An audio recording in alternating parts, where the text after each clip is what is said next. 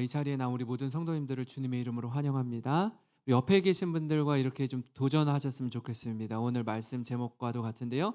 겁 없이 꿈꾸고 거침없이 도전하십시오. 이렇게 한번 인사해 볼까요?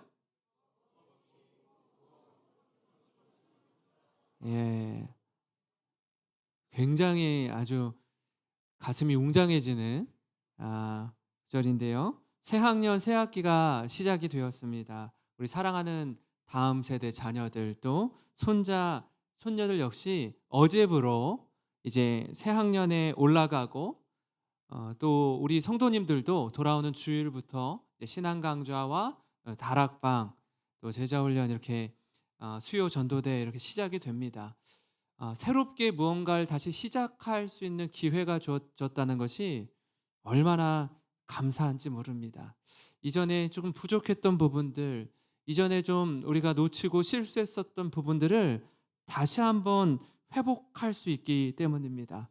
바라기는 우리 이 땅의 다음 세대들, 또 이 자리에 계신 우리 부모님, 또 조부모님 세대들이 세상의 커다란 파도 앞에 위축되거나 뒤로 물러나는 것이 아니라 겁 없이 꿈꾸고 거침없이 도전하는 모든 성도님 되시기를 주님의 이름으로 축원합니다. 그러나 우리가 사는 세상은요, 사실 이 교회 문 밖을 박차고 나가는 순간 이 얼마나 아, 냉정하고 혹독하게 느껴지는지 모릅니다. 대한민국 인구의 3분의 1이 2030 세대입니다. 이 청년 세대에게 들려오는 메시지는요, 생각보다 전망이 밝지 않습니다. 타이틀을 보면 이런데요. 부모보다 가난한 첫 세대. 또 하나는요. 그 어떤 세대보다 잘 배우고 많이 배웠지만 사회 불평등 인식이 크며 미래의 희망이 없는 세대. 이게 지금 2030 세대들을 겨냥해서 세상이 들려주는 메시지입니다. 가장 많이 배웠는데 가장 절망적인 시대를 살아가고요. 지금까지는 부모 세대보다 자녀 세대가 늘 잘 살았거든요. 경제적으로 늘 부유해졌거든요. 근데 처음으로 부모 세대보다 못 사는 세대가 나오게 되는 겁니다. 여러분, 그럼에도 불구하고 이런 절망의 한복판에서 다시 희망을 품고 이 땅의 청년들이 예수를 주로 고백하며 세상의 빛이 되어 세상을 향해 도전하는 믿음의 세대, 그리스도의 세대가 되기를 간절히 소망합니다. 여러분, 오늘 여러분과 함께 나눌 이 말씀의 제목은요, 제가 만든 게 아니라 한 10여 년 전에 홍은아 씨라는 우리 여성이 쓴 책의 제목입니다. 제가 이 제목이 너무나 멋져가지고 사서 구입해서 10여 년 전에 읽었는데 내용은 이렇습니다.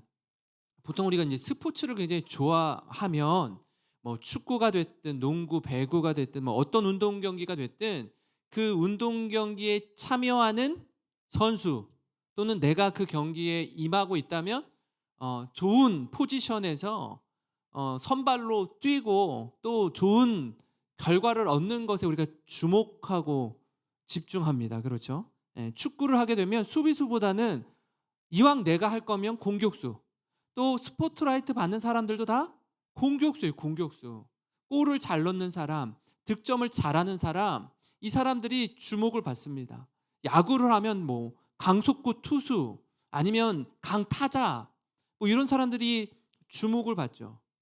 근데 이 홍은아 씨는요, 1994년 미국 월드컵 이 대한민국 대 스페인 경기를 이렇게 축구를 보면서 어릴 때에 딱 눈에 들어온 게 있는 거예요. 중학교 때 이제 그 경기를 봤는데 월드컵을 보면서 선수가 눈에 보여야 되는데 선수가 아니라 심판에 꽂힌 거예요. 심판에. 옐로우 카드, 레드 카드 드는 호루라기를 휘스를 부는 심판의 눈이 딱 꽂힌 거예요. 그래서 나는 앞으로 축구 심판이 되리라. 이렇게 마음을 먹은 겁니다. 그죠? 당시에 94년도에 어린 중학생 여학생이 난 앞으로 커서 축구 심판이 되겠습니다. 부모님이나 뭐 주변에 있는 사람들이 관심이나 가질까요? 에이, 무슨 여자아이가 무슨 축구 심판이야. 선수도 아니고. 주목하지 않았어요. 고등학교 때 뉴질랜드로 유학도 가고 열심히 공부해서 좋은 대학도 들어가고 유학에 가서 이렇게 하면서 나중에는요, 커서 올림픽 축구 심판으로, 또 영국의 남자 프리미어 리그만 있는 게 아니라 여자 프리미어 리그도 있거든요. 거기에 축구 심판까지 됐습니다. 지금은 이 한국 축구협회 부회장으로, 그리고 이화여대 교수로 후학들을 양성하고 있습니다. 이 책을 보면서 야, 세상과 사회가 가지고 있는 이 선입견과 편견을 깨고 꿈을 위해서 전력 질주한 이 홍은아 씨의 삶이 참 아름답고 멋져 보였습니다. 이 홍은아 씨뿐 아니라 바라기는 하나님이 우리에게 맡겨주신 삶의 자리에서 올 한 해 힘있게 도약하며 혼자가 아니라 함께 달려가는 우리 영생교회 믿음의 공동체가 되기를 간절히 소망합니다. 오늘 말씀은요, 솔로몬의 전도서입니다. 솔로몬의 전도서. 세상의 부귀 영화를 다 누리고 하나님이 주신 지혜로 이전에도 없었고 이후에도 없는 지혜의 왕, 많은 것들을 누렸던 그 이스라엘을 다스린 이 왕이 쓴 글입니다. 근데 솔로몬이 자신의 인생을 돌아보면서 한마디로 정의하기를 뭐라고 하냐면 이렇게 아주 명료하게 전해주는데요. 전도서 1장 1절과 2절 말씀입니다. 우리 같이 한번 읽어볼까요? 시작. 다윗의 아들 예루살렘 왕 전도자의 말씀이라. 전도자가 이르되 헛되고 헛되며 헛되고 헛되니 모든 것이 헛되도다. 아멘. 여러분, 하나님이 주신 지혜와 세상의 부귀 영화를 누린 사람의 마지막 고백이 무엇입니까? 헛되고 헛되며 헛되고 헛되니 모든 것이 헛되도다. 5번이나 얘기해요. 헛되다고. 모든 것이 헛되다라는 겁니다. 그러면 지혜의 왕 솔로몬이 이 정도로 삶이 헛된 인생이니 그냥 마음 가는 대로 혹 내가 하고 싶은 대로 살아도 된다는 이야기일까요? 그렇지 않을 겁니다. 그죠?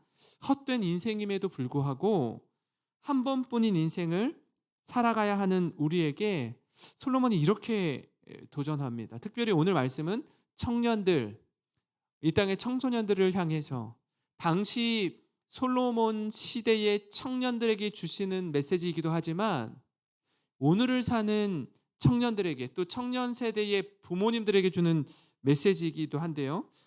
크리스천 다음 세대가 행할 것과 기억할 것, 그걸 좀 두 가지로 함께 나누고자 합니다. 첫 번째는 뭐냐면요, 청년의 때에 겁없이 꿈꾸고 거침없이 도전하는 겁니다.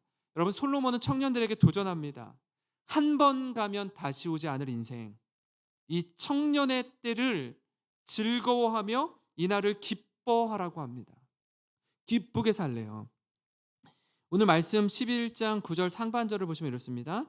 청년이여, 내 어린 때를 즐거워하며 내 청년의 날들을 마음에 기뻐하여 마음에 원하는 길들과 내 눈이 보는 대로 행하라. 이 자리에 있는 우리 청소년과 청년들이 있는데요, 이 말씀에 힘과 용기를 얻기를 간절히 바랍니다.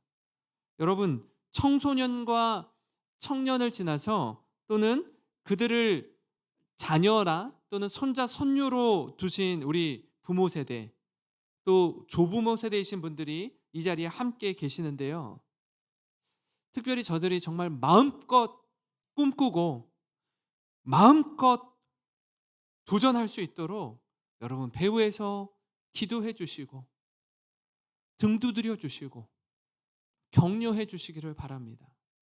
얼마나 많이 위축되고 얼마나 많이 힘들어하는지 몰라요.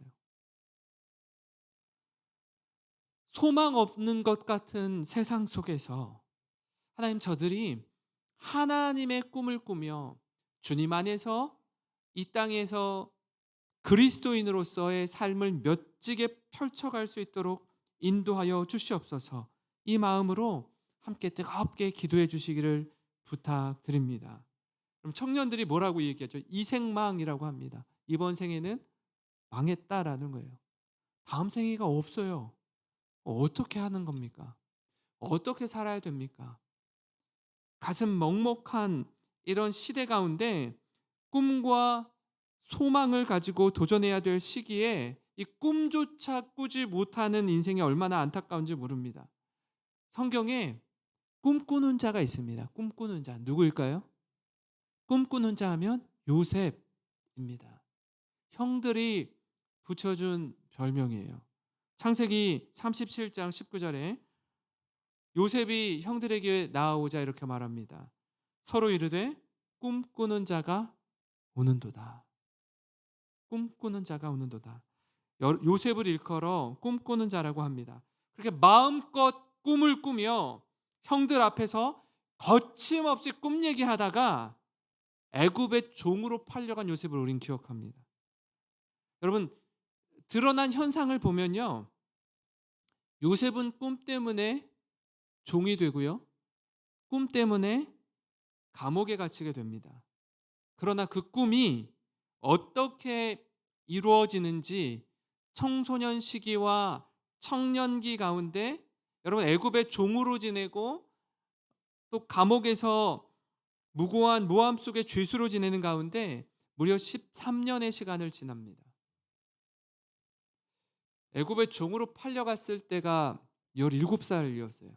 고등학교 1학년 때입니다. 애굽의 국무총리가 되었을 때가 30살입니다. 자신의 인생의 거의 절반 가까운 삶을 종으로 죄수로 지냈습니다. 그가 이 시간을 어떻게 보냈을까요? 정말 숱한 고난과 눈물과 역경이 있었습니다. 그럼에도 불구하고 요셉은 그 꿈을 이루실 하나님을 신뢰하면서 여호와께서 함께 하시는 은혜를 누렸습니다. 사랑하는 우리 다음 세대와 부모 세대 여러분, 혹 여러분의 상황이 요셉처럼 앞이 보이지 않고 불투명한 미래 속에 살아가고 있습니까? 그럼에도 불구하고 이 한 가지 사실을 꼭 기억하시기 바랍니다. 꿈꾸게 하신 하나님이 그 꿈을 반드시 이루어 주실 줄 믿으시기 바랍니다. 여러분, 인생은 해석이라고 하는데요, 요셉이 그 모진 고난의 세월을 보낸 후에 애굽의 총리가 되어 형들을 만났을 때 그는 자신의 인생을 형들 앞에서 이렇게 고백합니다. 창세기 45장 7절 8절입니다. 우리 같이 한번 읽어볼까요? 시작. 하나님이 큰 구원으로 당신들의 생명을 보존하고 당신들의 후손을 세상에 두시려고 나를 당신들보다 먼저 보내셨나니 그런즉 나를 이리로 보낸 이는 당신들이 아니요 하나님이시라. 하나님이 나를 바로에게 아버지로 삼으시고 그 온 집의 주로 삼으시며 애굽 온 땅의 통치자로 삼으셨나이다. 아멘. 여러분, 자신의 그 13년의 칠흑과 같이 캄캄한 인생, 한 치 앞도 내다보이지 않는 인생을 어떻게 해석하고 있죠? 그런즉 나를 이리로 인도한 분은 당신들이 아니라 하나님이십니다.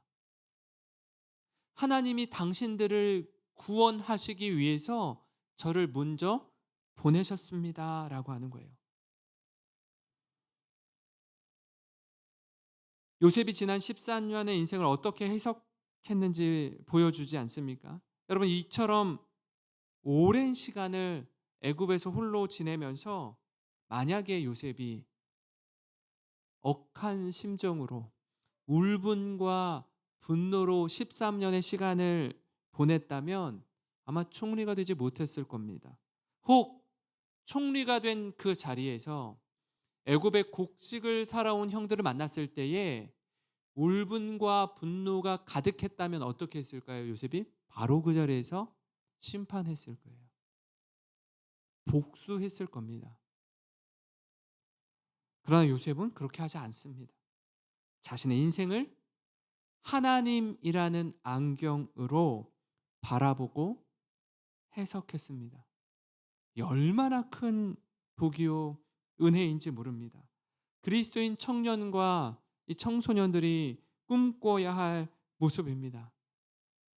사랑하는 성도 여러분, 여러분의 삶을 어떤 것으로 채우시겠습니까? 늘 입술에 증오와 분노와 원망과 저주로 채우시겠습니까? 아니면 감사와 기쁨과 하나님의 인도하심으로 채우시겠습니까? 제가 제자훈련 첫 시간을 하면서 우리 집사님들, 권사님들의 간증을 함께 이렇게 나누었습니다. 그 간증을 나누는 시간이 어떤 시간이죠? 지난 날을 돌이켜보면서 고되고 힘들고 눈물 나고 어려운 역경들이 있었지만 그럼에도 불구하고 이 시간을 하나님이 인도해 주셨습니다. 하나님이 여기까지 인도해 주셔서 이 자리에 설 수 있었습니다. 하나님이라는 안경으로 나의 인생을 돌아보는 겁니다. 하나님의 말씀 안에서 새롭게 되는 은혜, 그래서 겁없이 꿈꾸고 거침없이 도전하는 다음 세대가 되기를, 또 우리 부모 세대가 되기를 주님의 이름으로 축원합니다. 여러분, 그런가 하면요, 크리스천 다음 세대가 기억할 것은 창조주 하나님을 기억하는 거예요. 창조주 하나님을 기억하는 것입니다. 하나님이 주신 꿈을 위해서 여러분 거침없이 도전하면서 기억해야 될 게 뭐냐면 그 꿈을 주신 하나님을 기억하는 거예요. 여러분, 하나님을 잊어버리면, 하나님을 잊으면 자칫 꿈을 성취하는 과정 중에 하나님 없이 살아가기 때문입니다. 분명 처음엔 이거 하나님이 주신 꿈이야, 이건 하나님이 주신 꿈입니다 하고 그 꿈을 향해 막 달려가는데 뒤돌아보니까 하나님 없이 살고 있는 자신을 발견하는 거예요. 우리가 읽은 이 11장 후반부에 이어서 12장 말씀을 좀 보시면 좋겠는데요. 12장 1절과 2절입니다. 너는 청년의 때에 너의 창조주를 기억하라. 곧 곤고한 날이 이르기 전에, 나는 아무 낙이 없다고 할 해들이 가깝기 전에, 해와 빛과 달과 별들이 어둡기 전에, 비 뒤에 구름이 다시 일어나기 전에 그리하라. 누구를 기억하래요? 창조주를 기억하래요. 언제 기억하라고 합니까? 청년의 때에 하나님을 기억하래요. 왜요? 많은 경우에 인생의 곤고한 날이 이른 후에 뒤늦게 깨닫기 때문에 그렇습니다. 성경은 이 표현을 나이가 많이 들어서 더 이상 돌이킬 수 없을 때 후회하지 않기를 바라는 마음으로 표현하는 겁니다. 이 청년의 때에 기억해야 할 이유, 인생의 여정을 솔로몬이 얼마나 기가 막히게 아름다운 시처럼 인생이 자라고 성장하고 쇠퇴해 가고 죽음을 맞이하게 되는지 12장 3절부터 7절에 이렇게 표현하고 있는데 한번 잘 들어보시기 바랍니다. 제가 중간중간에 설명을 해드리면서 한번 읽어드리겠습니다. 그런 날에는 집을 지키는 자리 떨 것이며, 집을 지키는 자는 우리의 팔을 의미합니다. 나이가 들면 손을 덜덜덜덜 떨죠. 힘 있는 자들이 구부러질 것이며, 다리를 말합니다. 다리도 구부러지고 힘도 없어집니다. 맷돌질 하는 자들이 적음으로 그칠 것이며, 뭘까요? 우리의 이입니다. 이빨. 이가 다 빠지고 씹기도 어려워진다는 거예요. 창들로 내다보는 자가 어두워질 것이며, 뭘까요? 우리의 시력이에요. 시력. 눈이 어두컴컴 어두침침해집니다. 길거리 문들이 닫혀질 것이며 맷돌 소리가 적어질 것이며, 뭘까요? 귀예요. 귀. 맷돌 소리가 들리지 않는 거예요. 점점. 새 소리로 말미암아 일어날 것. 깊이 잠 못 잡니다. 연세가 들면 새벽에 일찍 일어나시죠. 잠이 줄어들어요. 음악하는 여자들은 다 쇠해질 것이며 목소리가 약해집니다. 그런 자들은 높은 곳을 두려워할 것이며 길에서는 놀랄 것이며 걷는 것도 이제는 마음대로 걷지 못하게 됩니다. 살구나무가 꽃이 필 것이며 머리가 하얗게 될 것이라는 얘기. 메뚜기도 짐이 될 것이며 메뚜기도 힘들어요. 거동하기가 불편해진다라는 겁니다. 정욕이 그치리니 이는 사람이 자기의 영원한 집으로 돌아가고 조문객들이 거리로 왕래하게 됨이니라. 죽는다는 거예요. 은줄이 풀리고 금그릇이 깨지고 항아리가 샘 곁에서 깨지고 바퀴가 우물 위에서 깨지고 흙은 여전히 땅으로 돌아가고 영은 그것을 주신 하나님께로 돌아가기 전에 기억하라. 아마 이 말씀이 뼛속 깊이 와닿는 분들이 계실 거예요. 아, 우리 육신이 이렇게 돌아가지. 아, 내가 어느 자리에 지금 머물러 있지. 아주 뼛속 깊이 와 닿으실 겁니다. 그러기 전에 창조주를 기억하래요. 인간의 유한함을 그대로 담고 있습니다. 여러분, 이 땅에서 영원히 살 것처럼 떵떵거리지만 세월의 무게 앞에 하나 둘 내려놓는 그 날이 반드시 온다라는 겁니다. 그 날이 이르기 전에 하나님을 기억하라고 우리에게 도전합니다. 왜 하나님을 기억해야 합니까? 젊은 시절에 우리 마음 가는 대로 살았던 우리의 말과 행실에 대해서 하나님이 반드시 심판하실 것이기 때문입니다. 11장 9절 하반절을 우리 같이 읽을까요? 시작. 그러나 하나님이 이 모든 일로 말미암아 너를 심판하실 줄 알라. 여러분, 겁 없이 꿈꾸고 거침없이 도전하는 그 중심에 하나님 앞에서 살아가는 신전의식, 코람데오의 마음으로 살아갈 것을 말씀하고 있습니다. 여러분, 이게 굉장히 중요합니다. 꿈을 꾸고 도전하되 그 꿈을 우리에게 주신 분이 누구인지 기억하는 삶. 하나님 앞에서 살아가는 이 신전의식을 가지고 살아갈 때 세상의 유혹 속에서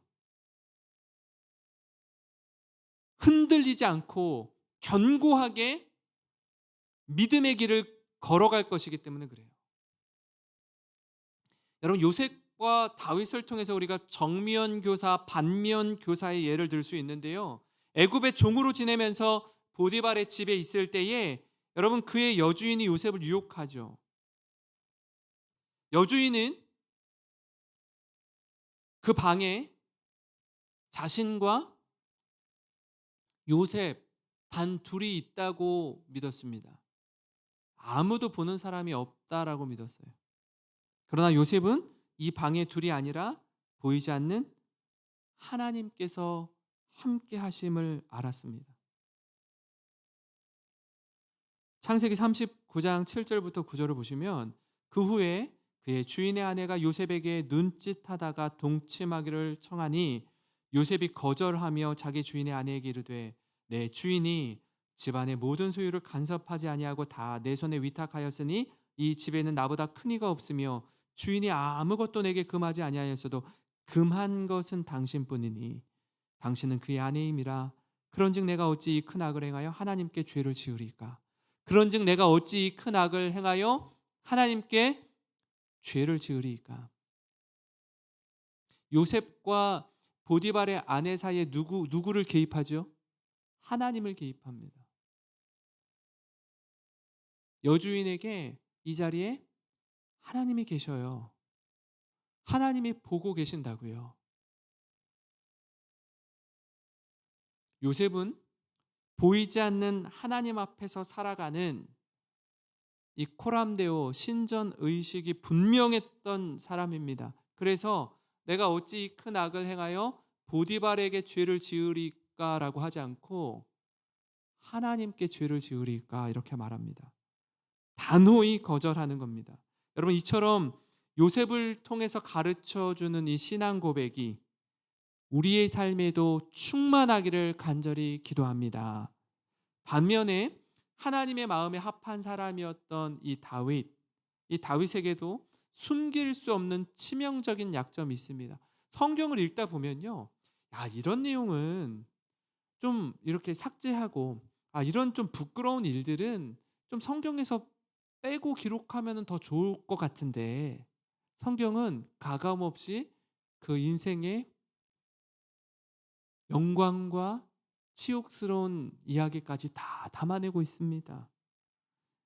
그에게도 숨길 수 없는 치명적인 약점이 있었습니다. 사무엘하 11장 1절부터 4절을 보시면, 그 해가 돌아와 왕들이 출전할 때가 되매 다윗이 요압과 그에게 있는 그의 부하들과 온 이스라엘 군대를 보내니 그들이 암몬 자손을 멸하고 랍바를 에워쌌고 다윗은 예루살렘에 그대로 있더라.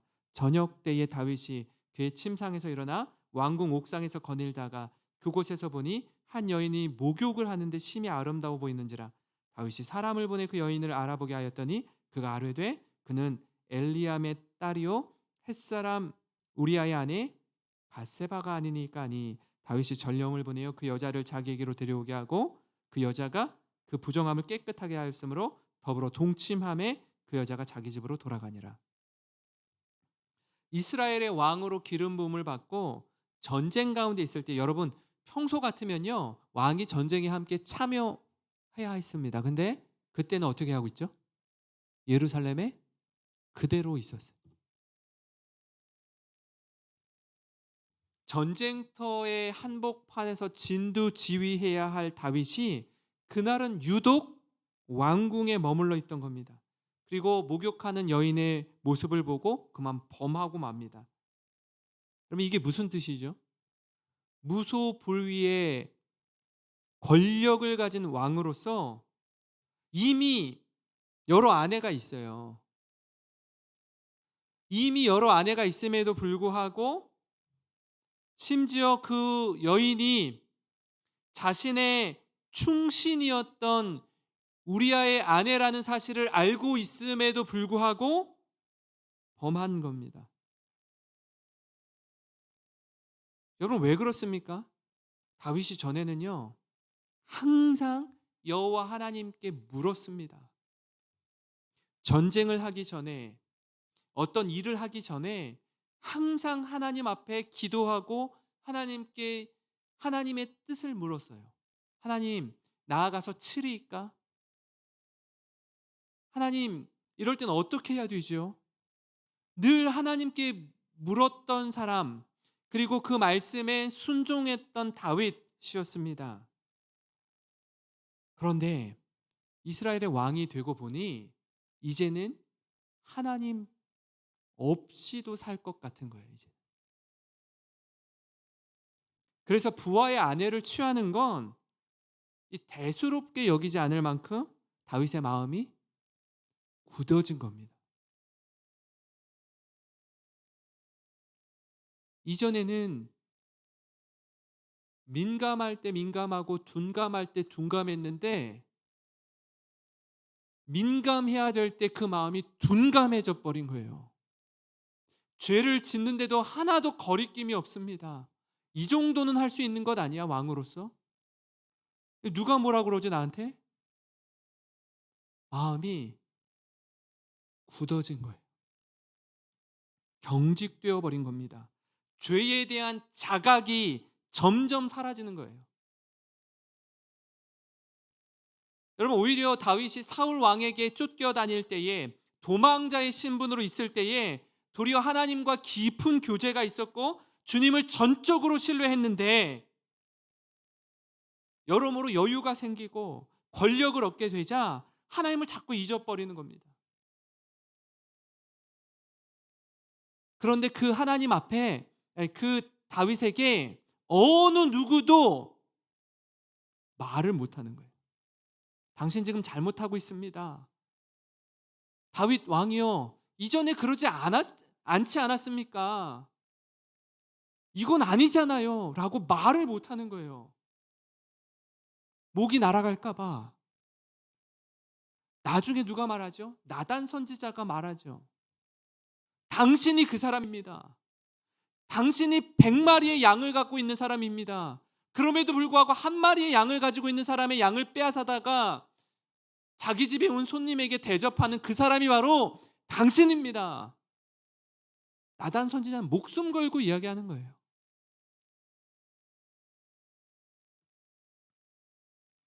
권력을 얻게 되자 하나님을 자꾸 잊어버립니다. 그리고 돌아보니 나 자신이 나도 모르는 사이에 하나님의 보좌, 하나님의 자리에 자신이 앉아 있는 거예요. 사랑하는 성도 여러분, 이 자리에 있는 우리 청소년, 청년 여러분, 이 두 가지 균형을 가지고 살아가시기를 간절히 소망합니다.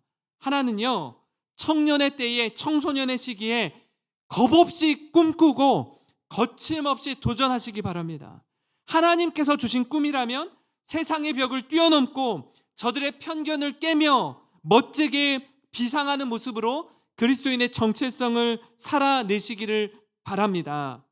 그런가 하면 반드시 기억해야 할 또 한 가지는 뭐냐면 하나님께서 우리의 최종 심판자가 되신다는 사실이에요.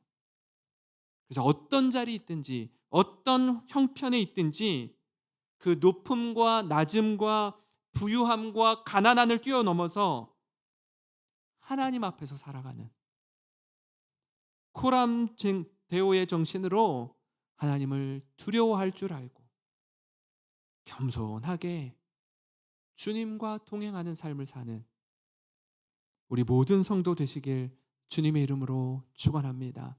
그런 교회, 그런 부모 세대, 그런 자녀 세대가 손에 손을 잡고 마음과 마음이 이어지고 믿음의 계승을 아름답게 이루어가는 우리 영생교회 믿음의 공동체가 되기를 간절히 소망합니다. 우리 오늘 말씀을